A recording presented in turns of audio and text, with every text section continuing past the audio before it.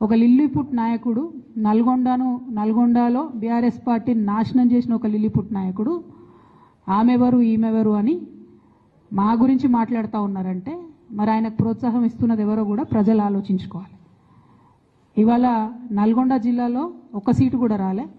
ఆయన సీటు సావు తప్పి కన్నులొట్టవైన చందంగా చివరి నిమిషంలో అనుకోకుండా గెలిచినటువంటి సీటు. ఎన్నడూ ప్రజా ఉద్యమాలు చేయలే. కేసీఆర్ గారు లేకపోతే మరి నువ్వెవరు? అది కూడా ఆలోచించుకోవాలి కదా. కేసీఆర్ గారు లేకపోతే బీఆర్ఎస్ పార్టీలో ఉన్న ఏ నాయకుడైనా ఎవరు? ప్రజలకు మనందరినీ పరిచయం చేసింది కేసీఆర్ గారే కదా. మనలో మనం కన్ఫ్యూజన్ ఉన్నప్పుడు ఇష్టం వచ్చినట్టు మాట్లాడుకోవచ్చా? ఈ లిల్లీపుట్ నాయకుడు మాట్లాడంగానే ఇంకో చిన్న పిల్లగాడు నిన్నగాక మొన్న మా పార్టీలోకి వచ్చిన వాళ్ళు కూడా ఎటుపడతట్టు మాట్లాడు. అసలు ఎవరు మీరు? మీకు తెలంగాణ ఉద్యమంతో సంబంధం ఏంది?